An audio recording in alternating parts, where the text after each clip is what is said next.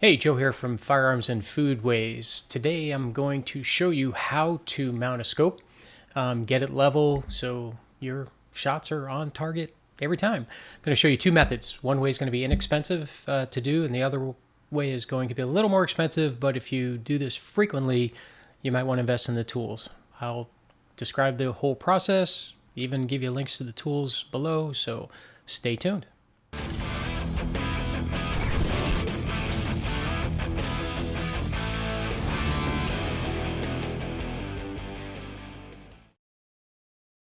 Okay, today we're going to show you how to mount a scope two different ways. First way is going to be cheap, or inexpensive I should say. The second way is going to be using a couple of more advanced tools that if you're going to be doing this frequently, it'd be worth buying. If not, then the first method I'm going to show you is probably the way to go. So a couple of things you need to do is to make sure that you're working on a level surface, right? So I'm using an Avid bench, and the links for the tools I use will be down and below, but any bench, any mount you have, whether it's a sled or whatever, will work just fine. So don't go out and buy new tools, but you want to make sure that your bench is level in both directions. And you can use some shims, you can use playing cards, Post-it notes, whatever, to kind of make sure you're all leveled up here. So once you do that, you want to obviously mount your rifle. And in this case, I'm just using a Ruger 1022. It happens to be their 60th anniversary edition. Normally the scope I'm using, you'll see in a minute, is way overkill. So before you put in the comments, hey man, that scope is overkill, I am well aware. I just grabbed the rifle that was available at the time. So the next thing you want to do is make sure that your rifle is level in the mount itself, right? And so this one is off by just a hair.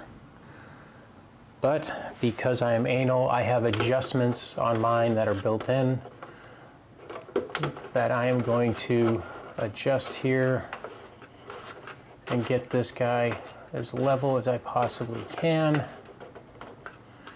As you can see, it's right about there.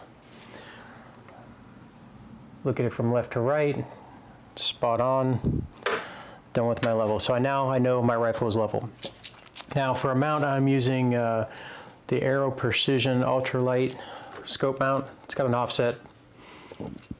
It's a nice little mount, runs you about 60 bucks. I'll have the link below if you want to pick one up. I've already taken some of the screws out to save some time.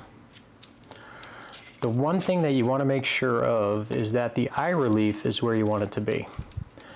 Now I normally mount the scope and then I grab by eyeballing it, put it up to my eye, and then I'll put it back and adjust, lengthen, or I'll adjust it so if the scope's here, I'll hold it up to my head. If the eye relief is good, I'll just leave it as is. If not, I'll undo it and move it backwards and forwards. But I always double check the level on it. It's up to you. You don't have to. If you're doing precise shooting, precision shooting, you definitely want to re-level everything. If you're not, you're just doing some hunting, etc., plinking, it's 100% irrelevant. So this is normally where I would have it for my particular taste. So what I'm going to do is I'm going to go ahead and tighten this up. I like to use fix-it sticks. Listen, these are not, there might be an affiliate link below, but I don't 100% endorse the products. They didn't give them to me. I paid for all of my tools. I just happen to like the product. Okay, we will tighten this down a little bit later to appropriate torque, but right now I'm just kind of making sure it doesn't jiggle around so I can level out the optic. So our friends at Riton sent us, and it's pronounced Riton. I thought it was written. I stand corrected. I want my friends at Riton to be happy. So we're going to call it the proper name now that I know it's right on. And I assume that's because it sounds cool, right? Right on is way better than written. Yeah, I got a little corny there, so I apologize. So I'm going to just go ahead and hand tighten these a little bit to get one side done. Tighten this guy up a little bit.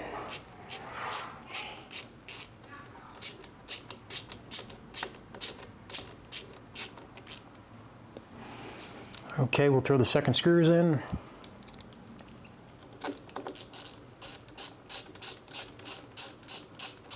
Again, we don't want them crazy tight. We're gonna end up moving this optic around just a little bit, just to make sure it's level. Now, depending on how accurate you want to be, there's a couple of different ways that you can level the optic itself. Of course, I made it a little too tight, it looks like, so we're going to go ahead and loosen that up a bit.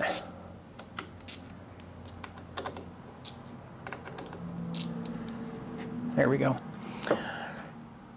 You'll see a lot of folks throw a level up on top here, and then they'll turn it left to right and kind of go from there, which isn't terrible, but the problem you will have is sometimes these caps unscrew or they're under some type of spring pressure, so the level may not be as accurate as you think it is.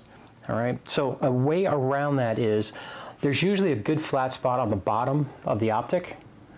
So you could put a level on the side, hold a piece of metal that you know is straight underneath it, okay, and put the level on the side like so, and level it out that way.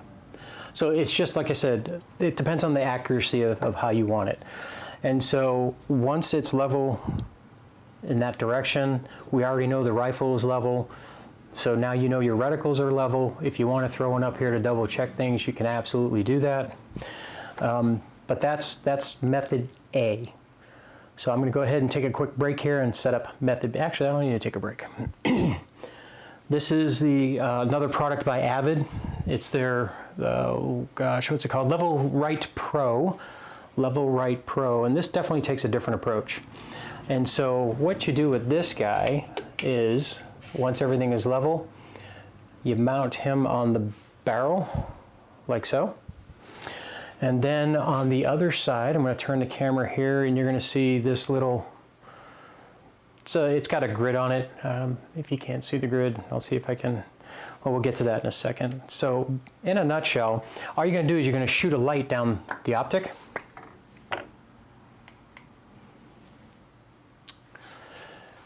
And you will see,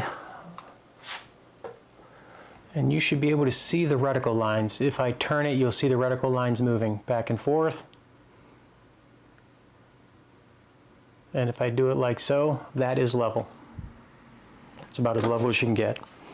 So one way is a little more expensive than the other, but as you can see, they both will do the job. So again, if you're going to do this a lot, you might want to invest in the real Avid system. It makes it a heck of a lot easier, obviously, to do these mounts. If you do them frequently, like I do, it'll make your life a lot easier. But if not, then you really, all you need is, a couple dollars worth of these little levels. I get them magnetized, just again, make life a little bit easier.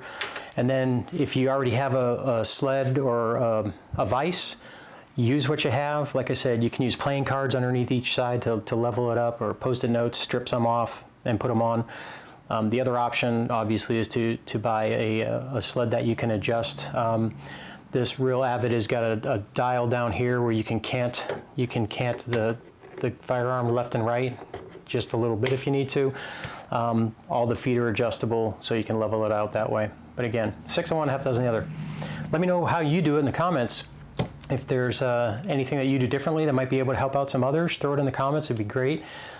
Please subscribe to the channel. Small veteran-owned business. We have kind of two sides here. We've got our firearm side, and we also have the prepping, survival, food growing side, so you can kind of be self-sustaining to take care of yourself during any like natural disasters, civil unrest, zombie apocalypse. Hey, we don't know what's happening next, right, in this crazy country right now. So please go ahead and subscribe to the channel. That'd be great. Click that little bell and you'll get notified of when we put new postings up, and train hard and stay safe out there. Take care.